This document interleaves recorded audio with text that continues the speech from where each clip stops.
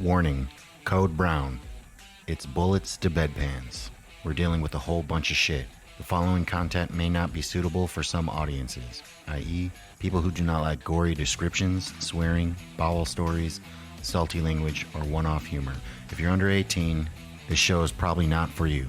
Audience discretion is advised.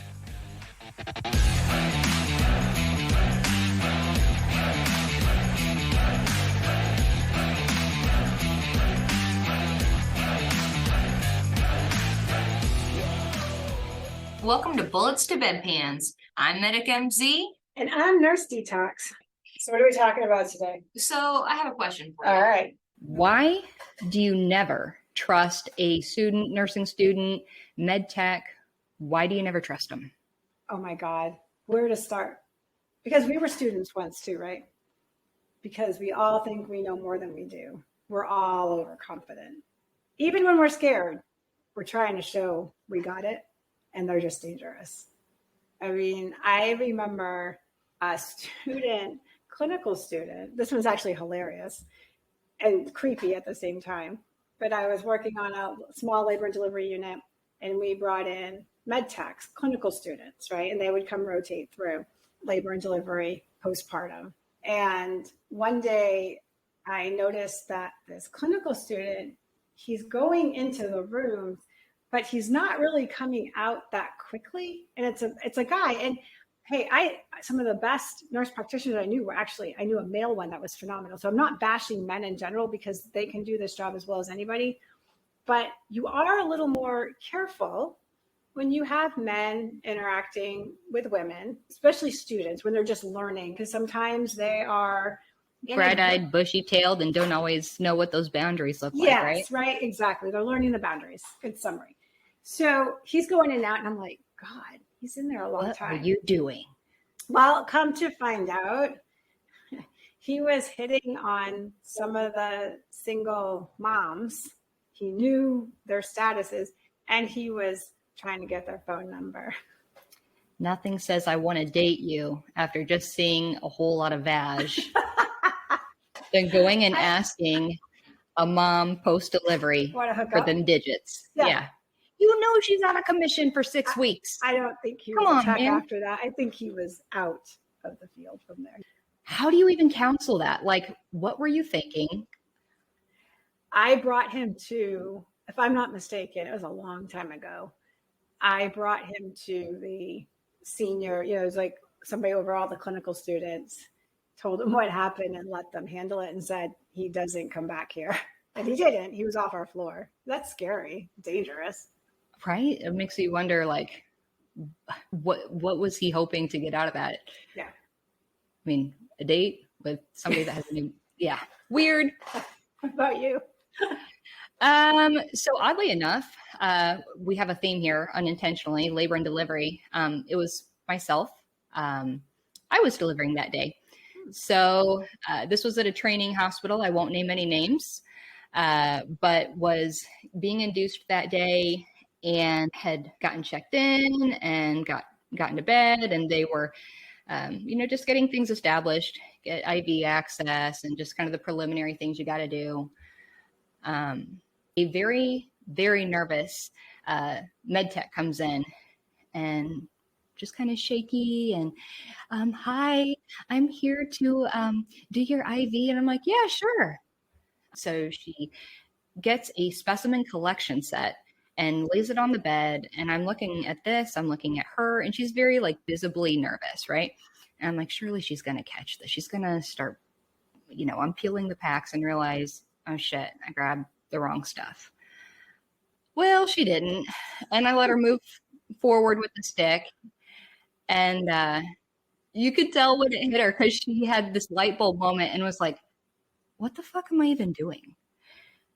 So she looks at me and I go, IV kits are over there on the bottom drawer. She goes, okay, awesome. So I gave her 3 more chances. And by the end of it, fully knowing what I have in store later on that day, this should be the least of my problems. I was like, I'll give you 1 more. And if you can't get it, then you got to go get your mammy or pappy. I don't care who, but we're done. So she ended up missing it, which is crazy because I've got she missed the IV stick.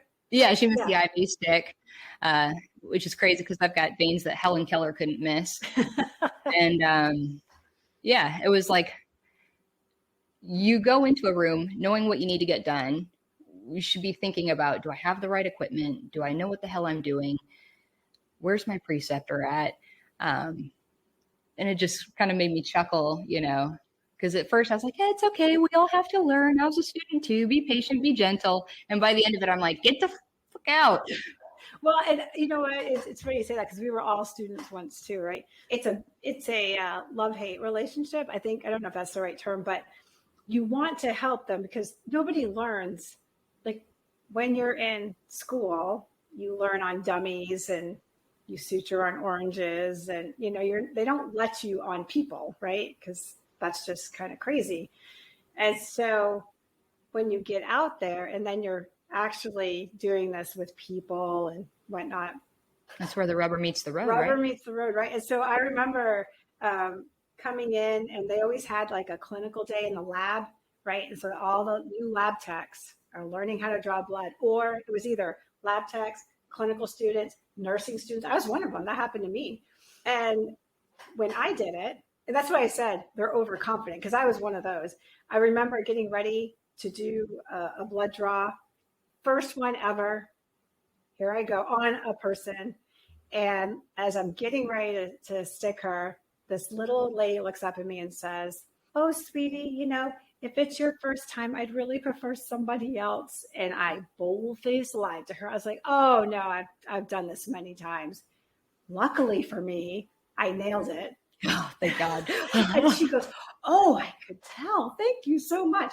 She didn't know how much I was sweating. I was like, "Please forgive me." But then, of course, because I've been there, I'm more apt to let somebody practice on me, but I have enough knowledge to be very leery. And so my veins on my left arm actually run up and kind of turn off to the left, right? But you can see it. I mean, it's clear as day that it actually angles to the left. And I don't know how many times, here comes the clinical student, puts on the tourniquet, looks at it, and I'm like, there it is. It's just singing at you. And they come in straight on. And I'm like, whoa, whoa, whoa, whoa, whoa, whoa. Because if anybody has ever had their vein perforated and it bleeds behind, that is one of the most painful things that I've had happen, right? And so they just stop and look at me. I'm like, don't you even think about fishing either. Look which way my veins going. Oh, I'm like, follow the path. It reminds me too. So this is actually pre-military. I was a CNA. Might have been a knucklehead kid, but did okay in school. So my junior year, I got to go through a program that was offered through my high school that basically hooked me up with college classes. And I was a CNA before I even had a high school diploma. So we were doing clinical rotations, and I was at a nursing home that day. And we had a patient. We'll call her Miss Helen, and it was colostomy bag day. Oh, so brace yourself. It's going to get a little shitty. Those are so rough. Yeah. And you know, you're newly learning this job and skill set, and you just want to get into everything. You're bright-eyed, you're bushy-tailed. No, I was like, I can do this. I've got it. So the first wave hits you. Yeah, pretty much. There was a whole lot of confidence, and that one didn't go well. Up? Well, so we had the teacher that was kind of walking me through it. I was the first one up that day, and I didn't want to look like a punk, right? Of course not. So you get the adhesive and start to peel the little Tegaderm piece off, and that first wave hit me. And turns out, you know, everybody has their thing. Some people don't do vomit. Some people don't do feces. Everybody has their thing. Whatever, yeah, everybody has their thing. So oddly enough, mine's kind of evolved through the years. But at that point, it was poop, unbeknownst to me. And instantly, my eyes start watering. And I'm like, okay, in through your mouth, out through your nose, in through your mouth, out through your nose. And then I'm like, I feel like I'm eating a shit sandwich over here. I start dry heaving and like retching, and my instructor's like, It's okay. You know, if you need to swap out. And at that point, I'm like, I'm not going to take a pride hit. If I need to throw up, I'll do it when I'm done. I'm going to get this. Young, dumb, and poor Miss Helen. She's obviously seeing all of this and her mind was intact. She understood exactly what was going on. And inevitably, I ended up throwing up on this poor woman's feet in front of my peers, in front of my teacher, threw up on the patient. And God love her, she sat there, oh dear, oh dear, oh dear. So and you're like, oh shit, oh shit. Yeah, literally, oh shit. I can taste that. And it's awful. Did you eat corn? Good Lord.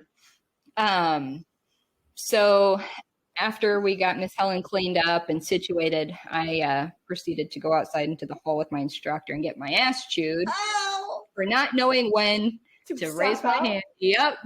She goes, you're going to walk away today with half of your ass and a whole lot of lessons. Do not ever do that again. If you are about to throw up, you call in for reinforcements. You had a handful of peers right there you could have picked from. Do not let your pride get in the way of what's best for the patient.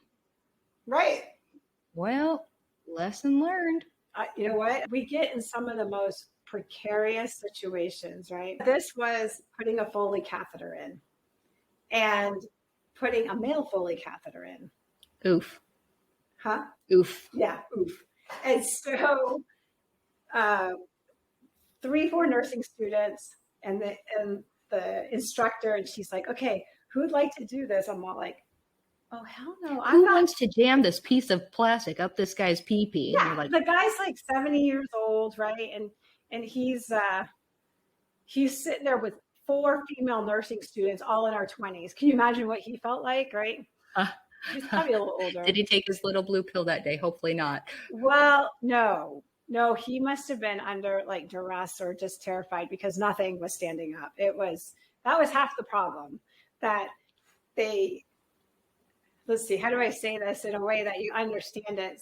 I mean, the nurses and tech stuff will get it, but if you're a civilian, never have done this, you have to straighten out the penis enough to get it down, to get it past the prostate, into the urethra, into the bladder, right? So you have to straighten out the shaft enough to get that down, which means you have to hold it firmly, right? So the nursing student is holding this, but she doesn't want to hold it firm because she doesn't want to hold it firm. And she's trying to push the catheter in. And the nursing instructor's like, okay, no, you need to like hold it. And she's trying to push it in. The poor little penis is like turtling down and like running away. God. And she can't get it in. And finally, the nursing instructor is like, no, like this. And she just grabs it. And the guy's like, oh! Quit digging around. And pulls it up. And I'm like, oh my God. And then bam, slams this thing. And she was probably gentler. But to me, it was just like. Very aggressive. Because I'm sure the nursing instructor was like, oh shit, we just got to get this done. And the more you keep kind of going in and out, you're causing trauma in there. So you can't just get parted in and then it slides down. I mean, you start causing issues, more issues. Oh my God, it was hilarious. But, we all marched in there like, yeah, we got this. And we all walked out going, man, we suck. I feel like that's part of our rite to passage, right? It is. It's an initiation. You have to get your confidence knocked at least a handful of times to understand what the hell is even going on around you and how to get things done. And you do. You have to lick your wounds. I think one of the funniest ones, I was working labor and delivery, and we had a lady that needed her water broke. And the head's very down in the pelvis, and the bowel water hadn't broke. But because it was so in there was no fluid in the front, because sometimes you can feel the bag and then you can get the hook in there and just hook it. Well, you couldn't feel that. It was like taut against the head. Oh, because baby said it was right there against the sack, I guess, right? Yeah. So in order to break the bag, they needed to get the bag broken. You need to lift the head up enough to let some fluid run down and then hook it, and then you break the bag, right? So I was at a teaching hospital, and the doctors there, the residents, were actually very supportive of the nurses. And the nurses were very well trained. We had an amazing staff. And so they go in the room, we're all in this room, and the doc has his baby doc with him, right? His intern. And he's like, okay, we're going to break this bag of water. And I already knew, I'm like, well, this is going to be fun. And so he goes in there and he's the whole like tongue out, kind of like trying to get it. The doc, the staff doc, or the residents trying to, say, okay, do this, do that. And he couldn't get it right. And there is nothing more shaming to the baby docs, the interns and residents, for the resident to say, we'll let the nurse do it. And of course, I went in and did what I had to do and broke the water. And he just came out. You could see him just like head down. And this resident was like, hey, you're going to get it next time. And he just looked at me and I was like, they're stronger than you think. You can push pretty hard. And that was the problem, is like he wasn't sure how much pressure he could put. It's all new. You're in foreign land, literally. I can imagine you following that conversation up with him, saying something along the lines of, and maybe next time, keep your mouth closed because you're definitely in the splash zone. Oh, so as we're saying, right, students are confident. It's not confident because we know we're all nervous, but we come in like we got this, right? We're idealistic and we're going to conquer the world. We're going to learn everything. We're going to be awesome, right? And we're most dangerous. It's kind of like when you drive in another country and you're driving on the other side of the road. You're actually most dangerous when you're about like 6 months in, because you get kind of comfortable. And that's what happened to like some of the residents. They get 6 months in, they're getting kind of confident. Nursing students, we're all the same, right? You get a certain level of confidence. And that's, like you said, we get knocked down, right? So life will humble you. Oh, we had this med student. God love her. And I know she meant well. She drove me batty, absolutely batty. It seemed like every patient that was mine, it was hers. And she'd go in these rooms and she'd call out for me and tell me everything that she needed done, orders and this and that. And I'm like, is she even talking to the intern? Like, are they just letting her roam free? Oh, hell no. So I'd come down there and say, hey, what's going on? Well, we're gonna blah, blah. Have you talked to the intern yet? Did you pass this by them? Because I need some clearance before I'm letting you run wild there. Oh, well, yeah, they said, So I would kind of catch her trying to run rogue. And I'm like, all right, she's a little This ain't the Wild Wild West. It might be military medicine, but even we have rules. Right. And I'm like, yeah, we're not cool with that. And so this went on like all day. I was like, God. So I was kind of half babysitter. And I told the intern resident, I'm like, you guys are killing me. She will not calm down. She's like super eager. She's in the middle of everything. I know. But I'm like, yeah, I'm trying to roll with it. But like, I don't want a situation to happen because she's a little overconfident. Anyways, we end up in delivery. And usually the setup, the doc's down there delivering. I usually am up by the head of the mom, holding a leg, doing what needs to be done. But I'm coaching the mom and the dad, or dad or partner or spouse, whoever's there. And I'm getting them to work together, right? It's their moment. So I'm trying to tell the dad, I'm explaining to him, I just want you to count quietly in her ear for the pushing. And you guys work on that. And I will guide you, whatever we need to do. Okay, got it.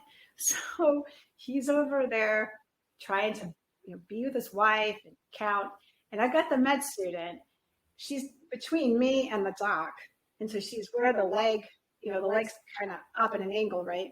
And she grabs the leg and she pushes on it. And I'm like, what is she doing? And then she's counting loud. 1, 2. And I look at the doc, who's a friend of mine, and I'm like making faces like, will you calm her down, right? You do this or I do. Well, the universe, God, whoever you want, took care of it for us. So baby's delivering. The baby was tight in there. So not a lot of fluid had come out, right? So she's delivering. And I don't know, I've never seen this happen ever again. When the fluid came out, it squirted up sideways. It hit her in the top of the head. It ran down her face and glasses, and her mask, it caught the top of her mask, and it ran down that. I remember it hit her glasses too, down the front, and she just stood there. And I'm like, I've got baby goo on my face, don't I I? was trying not to laugh. I was trying so hard not to. I was like, thank you, baby fucking Jesus. Thank you. And I said, maybe you should go get cleaned up. And she's like, yeah. She walked off and she went and just looked at me, the doc. And I was like, there is a God. And he's on my side today. Karma. It's only a bitch if you are. Oh my God. Yeah. So I definitely know that I have been the overconfident and I have seen the overconfident. So lesson learned, we don't trust new docs, new nurses, new med techs. No, we don't trust any of them. And I think we should have the audience give us their stories. I think it would be some of the most hilarious stories. Totally. So I think you guys should give us your stories. Like, what have you either witnessed or had to deal with, or how you got humbled? Because we've all been there. EMS folks, especially. I know you guys are notorious for being assholes. Paramedics teaching the new EMTBs, asking them to do ambulance checks and, make sure there's plenty of blinker fluid and just all sorts of silly nonsense. I know you guys are going to have a lot of fun stories to share with us. All right. We're going to give a little bit of a shout out here to our artwork people, Joe Weber. He's on Instagram, Joe Weber _tattoos. And our introduction, our outro, and our disclaimer. Big shout out to Pam Berrigan and Derek Ross. We want you guys to have an awesome day. Peace out.